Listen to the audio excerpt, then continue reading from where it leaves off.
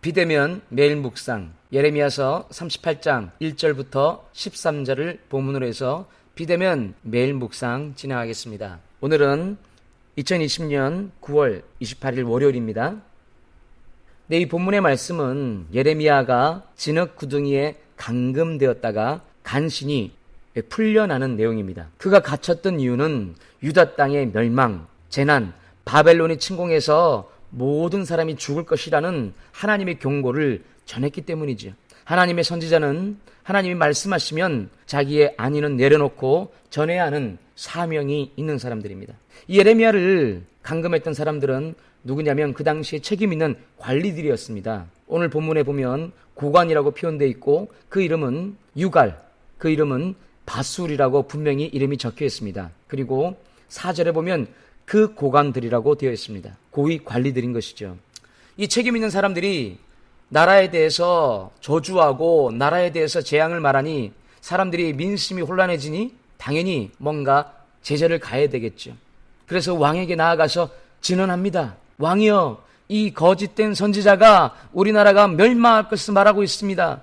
군인들은 사기가 떨어지고 민심은 흉흉하여지고 있으니 이 사람을 빨리 잡아서 죽여야 합니다. 4절에 보면 죽이라고 상소한 것이죠.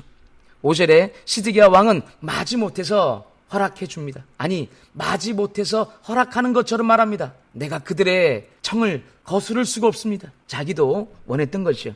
그래서 예레미야는 하나님 말씀을 전한 대가로 웅덩이에 빠진 것입니다. 성경에는 물이 없는 웅덩이라고 되어 있습니다. 진창이라고 되어 있습니다.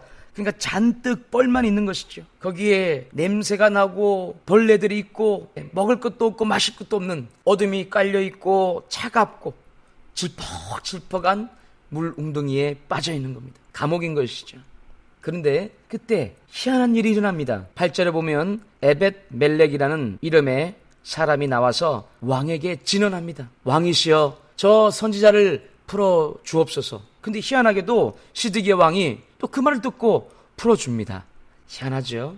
자, 여러분들, 어떻게 이런 일이 가능할 것인가? 과연 이 에벳 멜렉이라는 사람은 어떤 사람이길래 예레미야를 풀어달라고 진언했을까요? 친척일까요? 아니면 친한 친구일까요? 아닙니다. 에벳 멜렉은 시드기야 왕의 환관이라고 기록되어 있습니다. 환관, 내시죠. 그러니까 그다지 별 볼 일 없는 관리입니다. 환관, 내시, 시중 드는 사람들 아닙니까? 그 사람들은 그렇게 영향력이 없는 사람입니다. 그런데 그런 환관 에벳 멜렉이 왕에게 진언을 한다? 이것도 상당히 이색적인 일이고 그 진언을 또 시드기야 왕이 들어서 허락해 줍니다. 그래서 끌어올리는 것이죠. 예레미야가 물 웅둥이에 빠지는 이 경험에서 하나님은 갑자기 사람을 보내어서 구출해 주셨습니다. 그와 같이 하나님의 백성들도 곤란하고 죽을 지경에 빠져 있을 때 하나님은 구원의 손길을 내미실 수 있습니다. 우리가 상상할 수 없는 방법으로 하나님은 구원의 손길을 내밀 수 있는 분이십니다. 그러므로 여러분들 포기하지 마시고 하나님께 간절히 기도하며 소망을 놓지 마시기를 주님의 이름으로 부탁드립니다. 그러면 그때의 상황을 한번 생각해 봅시다. 모든 사람들은 이 예레미야를 싫어하고 있습니다. 자기 나라가 멸망한다니 누가 좋아하겠습니까? 축복과 평안을 빌어줘야 될 선지자가 그 나라의 재앙을 말하고 있습니다. 과연 누가 좋아하겠습니까?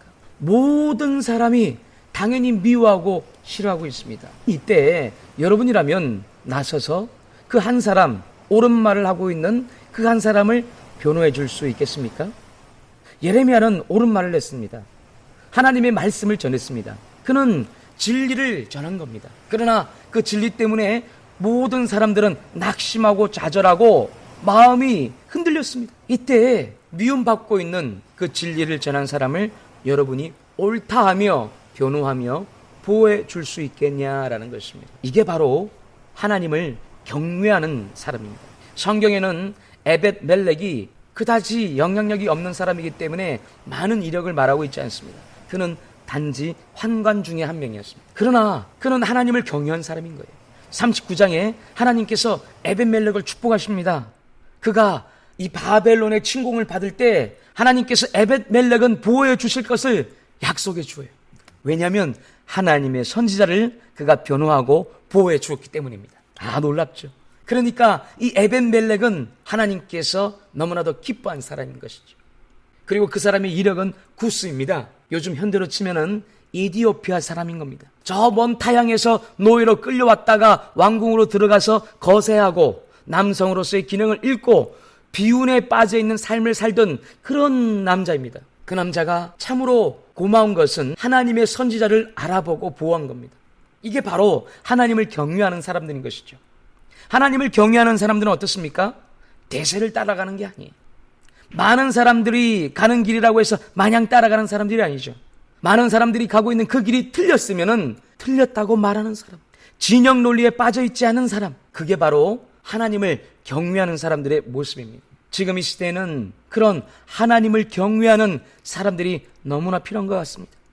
교인들이 필요한 것이 아니라 하나님을 경외하는 사람들이 필요한 것이죠. 어차피 비대면 시대라 이전처럼 자유롭게 교회도 가지 못합니다. 그러니까 이제는 정말 교인이 필요한 게 아니에요. 하나님의 사람들이 필요합니다. 여러분, 오늘 이 음성을 듣고 있다면 여러분의 위치가 어디인지를 한번 생각해 보십시오.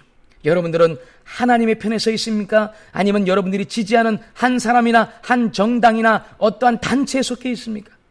이 한 사람 에벤멜렉은 구스 사람 이방인이고 또한 한낱 환관이라는 사회적인 낮은 신분에 있었지만은 하나님을 경외했던 사람입니다. 하나님을 경외하니 그도 하나님께서는 귀하게 여기시고 환난과 고통 가운데서 나중에 구원해 주십니다.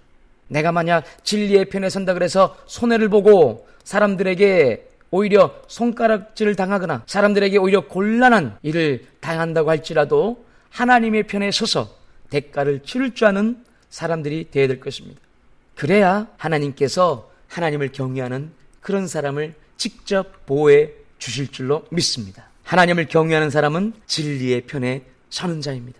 비록 사회적인 신분이 낮고 비록 배움이 짧고 비록 뭔가 사람들이 인정하지 않는다 그래도 진리의 사람, 하나님을 경외하는 사람은 반드시 이 에벳멜렉처럼 손해를 볼지라도 두려움을 이기며 하나님의 편에 서는 사람들이죠. 그러한 여러분들이 되기를 주님의 이름으로 축원합니다. 왜냐하면 저는 여러분들이 하나님의 보호하심을 받기를 원합니다. 하나님은 자신을 경외하는 자를 반드시 구원하시며 위협과 어려움 가운데서 보호하시는 하나님이십니다. 여러분들에게 그러한 하나님의 보호가 있기를 주님의 이름으로 축원합니다. 기도하겠습니다.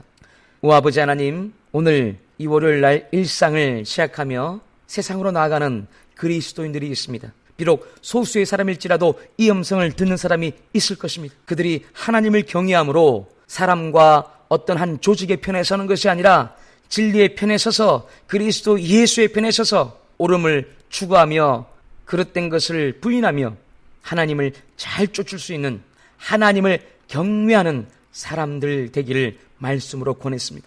세상으로 향하는 마음, 나약해진 마음이 이 음성을 듣고 다시 한번 용기를 내어 하나님을 신뢰할 수 있는 하나님의 백성들 되어질 수 있도록 성령 하나님 역사하여 주옵시고 저들의 삶에 하나님의 보호하심과 돌보심이 극진하게 하여 주옵소서. 감사하며 축복하며 예수님 이름으로 기도합니다. 아멘.